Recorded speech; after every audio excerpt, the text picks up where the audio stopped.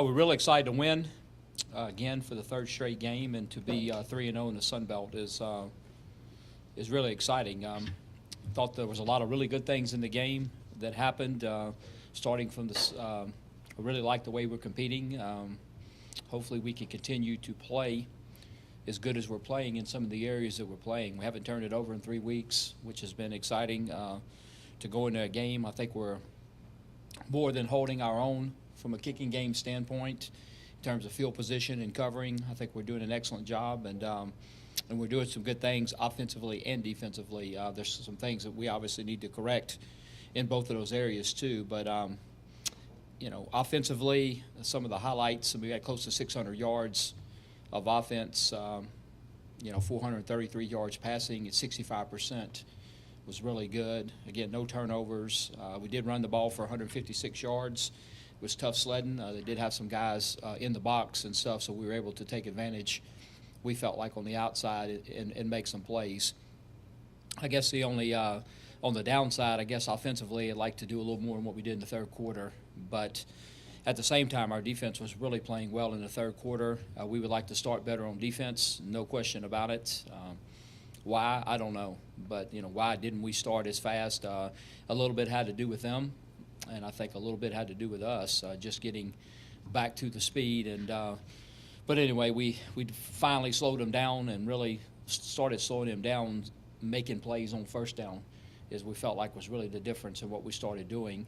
When you're no huddling and you're going fast, as long as you're on schedule, it's good. When you get off schedule, you tend to slow back down, and then, became back to really, I guess, making a fast break team in basketball, a half-court team, and that's kind of what we were able to do.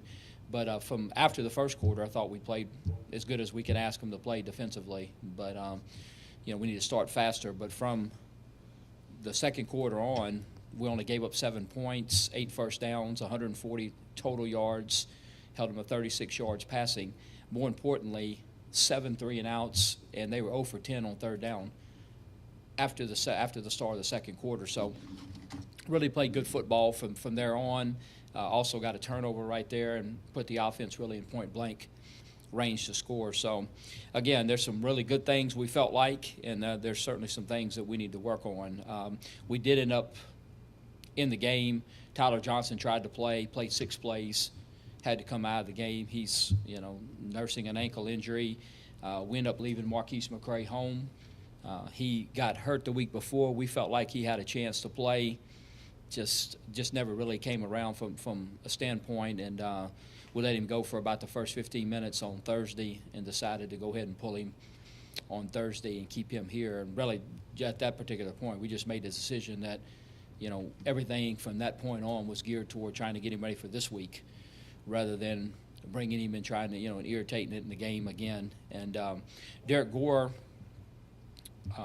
hurt his foot last week. I believe it was Tuesday in practice, really in a non-contact deal, and got treatment, came out, went Wednesday, so-so, Thursday, okay, but anyway, we felt like he was a go.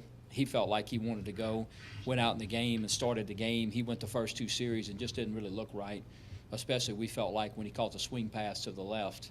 He just didn't really seem like he could really plan off that foot. So we made a decision. We went with Luckett and Cain and Duke. And those guys went in there. We were moving the football. We got to the half. We talked about it, talked with Derek. He was ready to go if he needed to go as an emergency guy. We were going to try to hold him out if we could to try to get him better and not irritate even more. So that's kind of the injury situation as I know it today. We'll see kind of what happens really moving forward. I would say that Derek certainly has a chance this week. Tyler Johnson, we'll see. Marquise McCray, I think, will try to go tomorrow. And I think our biggest concern right now is probably Frank Sutton. And Frank got hurt, turf toe in the game, actually went back in the game.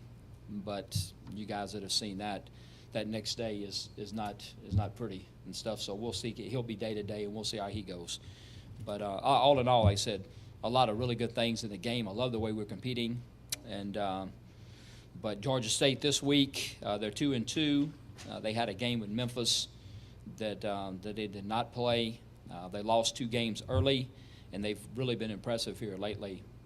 Beat Charlotte 28-0, who is a Conference USA team, and beat Coastal last week 27-21. I like their quarterback, liked him last year. Connor Manning, he's back. I'd heard a lot last year about Penny Hart that you guys probably know about that I didn't, because he got hurt last year, I think preseason, didn't he? I don't even know if he even played, but I'd heard he was really good because I thought Davis was really good last year. And I heard they had two really good players, and one of them was sitting out. Well, he's back this year and leading the Sun Belt right now, and receptions per game and yards per game, and he's a really good football player. And so we're going to have to be concerned with him.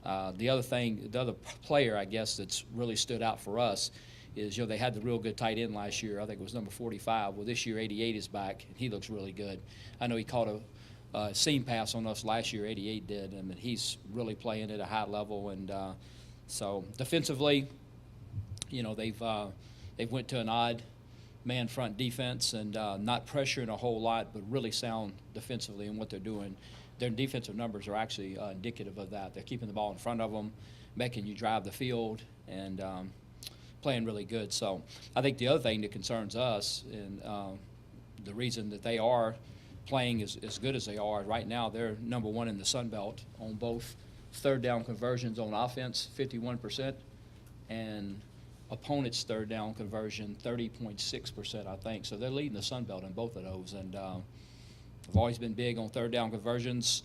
Everybody points to turnovers and penalties, and are they important? Sure. But, we work a lot in August camp, spring ball, every week on third downs. I think those are huge, third down conversions, whether you're staying on the field or getting off the field. And I always thought the other thing, too, that I pay a lot of attention to, and we work a lot in spring ball and August camp, is red zone offense and defense. Whether you're getting 7 or 3, I think in close games with good teams is huge. And it's something that goes overlooked. Red zone scoring chances, and you get a plus if you get 3 points. But I think there's a huge difference if you're getting 7 or 3, or if you're giving up 7 or 3 in those situations, and they seem to be really good at both of those. So we're excited to come back home. It's homecoming, and we're excited to be here. And, again, we're really excited to be 3-0. I mean, it doesn't mean necessarily anything right now, but, our kids are taking care of their business and doing what they're supposed to do, and then that's all we can ask them to do. But we're in a really tough stretch here. We have 7 consecutive Sun Belt Conference games.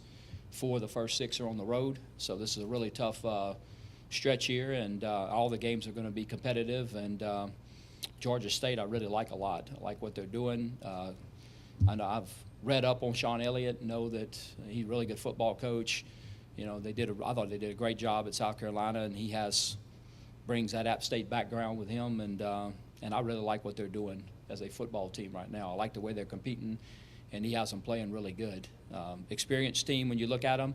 I think they have 9 starters back, I think, offensively, 7 on defense, and I thought they had a good-looking football team last year. We lined up and played them, so we know it's going to be a tough challenge. We're excited, again, about coming home, and excited about the 4 o'clock kickoff, too. It'll be something different here, and looking forward to it. So.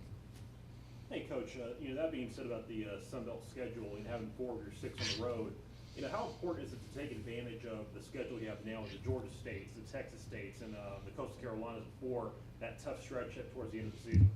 Well, I don't know. We're just looking at it 1 week at a time, and I think Georgia State can play with anybody right now when you look at what they're doing the last couple of weeks. And so I don't know. I'm not really sure.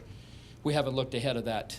I don't even look ahead. I watched, which I always do, before we get on the bus or do whatever we're doing or flying out. You have that kind of dead time on Friday when you really can't do anything. I mean, you've already put in everything you're going to put in, so I always sit down and watch a couple games, just not necessarily break them down, but just to kind of get a feel of what they're doing and stuff. So, but as far as past here, I have no clue. I mean, I haven't seen a snap of who we have next week. South Isle, I haven't seen 1 snap. Idaho, I haven't seen a snap. App State, saw a little bit, just not necessarily breaking them down. So I'm not a person that looks ahead. We did all our summer evaluations and breakdowns of the previous games, and kind of I always do that. I like going in if somebody doesn't change coordinators. If you go in and they have the same staff and whatever, then we do extensive stuff I do in the summer. going back and looking at them. And, like this week, Georgia State is all new. But last week, Texas State had the same coordinators and stuff. So, I mean, we go back. I do in May and in the summer, and with the help of our GAs and our staff. But we go back and every run they gave up over 10 yards. Every pass they gave up over 20 yards. Everything. Try to go and look at some of the really good things that teams did against them and stuff like that. But until once the season starts, until we're playing them, sometimes I don't even know if they won and lost, to be honest with you. Kind of living in our own bubble here. So this team is continuing to find ways to win each week, and not only doing that, but they're improving. And I think the biggest difference, maybe, when something bad happens, these guys kind of just, come together and they keep playing and, find ways out of it. Where does that resolve come from, and how much different is this group than what you had last year?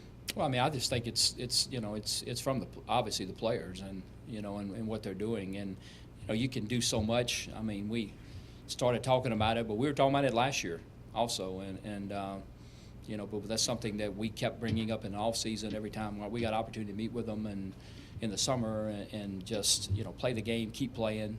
I mean, our coaches, especially Coach Michelle. I mean, there's times in spring ball and August camp. I mean, I could hear him in my sleep, screaming, "Next play, next play, next play," and just trying to get these kids to understand that, it's all about the next play. I mean, the play's over; it's the next play. Let's focus our attention on the next play and try to be good on the next play, and just, and have that mindset. And but so far so good. But I think it comes from the players and from the leadership and from guys. I mean, we definitely could have.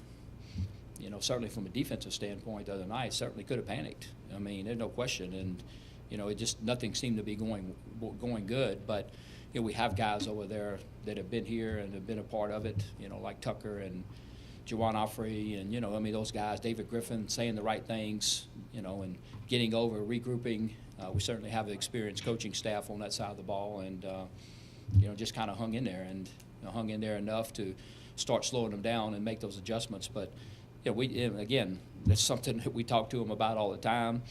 I've always pointed that out, and I continue to point that out even as the night before the game we're meeting. I tell our kids all the time, it doesn't matter where I've been, there's going to be adversity. It's probably going to happen early, especially on the road. But let's play through it. Let's stay together. Let's keep our eyes moving ahead, but I'll continue to do that. I know some people think that's pessimistic, but I always tell them something's going to happen bad early. We're going to turn the football over. They're going to hit us on a big one. Something's going to happen.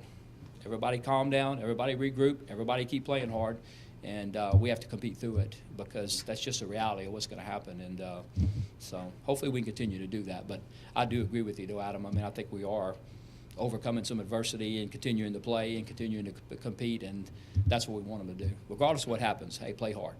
Let's play hard. Let's stay together. Let's play hard, and so far we've been able to do that. Hey, Coach, at what point did you realize on Saturday that the running game just wasn't going to happen, and you had to air it out as much as you did? Really, I mean, if you go back and look at what we're doing, we call more running plays. We actually call more running plays and call less passing plays. But, now the way our offense is set up and the way a lot of people's offenses are set up, there's RPOs or run-pass options. And so, especially early in the game, there was a lot of what was happening in our passing game that were actually RPOs. The run play was called, but you have pass routes attached to the run play, and Caleb was doing a nice job of seeing, but they kept committing guys to the box and blitzing guys or whatever, which gave us opportunities on the outside. But I would say probably 75-80% of the first half throws. We did run a double move to Xavier Brown that was a call pass play. There were a couple. The touchdown to B. Will was a call pass play, but there was a lot of stuff in there that were actually run pass options that we felt like Caleb made great decisions and got the ball out to our guys and stuff. So it wasn't like we were abandoning the run. The numbers just dictated that we throw. With that being said, how much of a sigh of relief is it to see that the passing game is there? You had a season high 433 yards with your receivers, and how impressive is Caleb progressing throughout the season? I think he's progressing a lot, especially from a standpoint from his decision making. We feel like he's getting better and better. And I think I made the comment after the Lafayette game that, you know, I think there's a certain point, and he continues to get better at it, that the game slows down.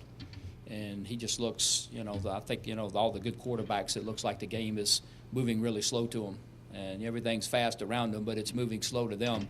And he seems to be getting a lot better at that, just staying very, very controlled and taking what the defense gives them. But you still have to execute, and that's what we really did a great job of the other night, was the execution phase of it, the throwing, the catching. And I didn't figure it up, but I'm not sure if our coaches did or not. But we had a lot of yaks, the yards after catch. I mean, our kids caught the football, and our receivers did, and got positive yards, broke tackles. I know Marcus Green did several times. I mean, R.J. Turner, you know, made a move, stiff arms a guy, goes in. I mean, but that was a 10-yard pass that turned into a 40-yard gain and stuff. So hopefully we continue to do that, to execute, get the ball to our wideouts, when and where they need to get it, and give them opportunity to make plays. And it was fun to watch because it was really spread out. We got some great contributions from the guys that start, and then we had some you know, contributions from guys. I mean, what a great catch D. Gillespie made. You know, that was a critical play in the first half. I mean, but he goes over a guy and, you know, gets interference, but still catches the football. And so hopefully we can continue that. You know, it's been said around here for a long time that as far as attendance goes, once ULM starts winning, people are going to start coming. And you guys are in a situation now with where you play, where people are going to have to make that decision. And with a big home game coming up, it being homecoming. What have been your thoughts on the attendance at home so far through the year, and how important is it to get people out here and watch these kids play? Well, I mean, it's always important, but you know, we're very thankful, and I know I am, for the people that have come, and you know, that's really, I mean, very, very important, and you know, and hopefully we got to continue to play good, and but to be honest with you, I didn't even look behind me, so I don't know what the attendance has been, and you know, the Warhawk walks have been really good.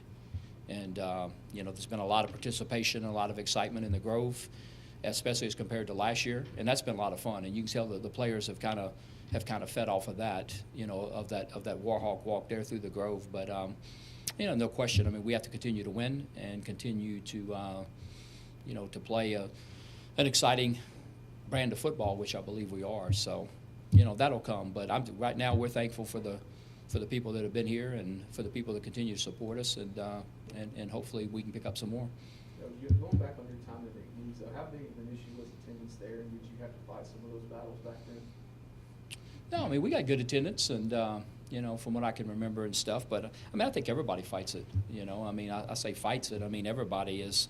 You know, there's so many more opportunities to do other things now. There's so many games available, and you know, as opposed to 10 or 20 years ago for sure and stuff. So, but no, I mean, I thought we got good crowds there, and I think we're getting good, and I think we can get better, just like our football team can get better. I mean, we can improve a lot of things here, but the number one thing is we have to continue to improve as a football team. That has to come first, and hopefully we'll continue to do that.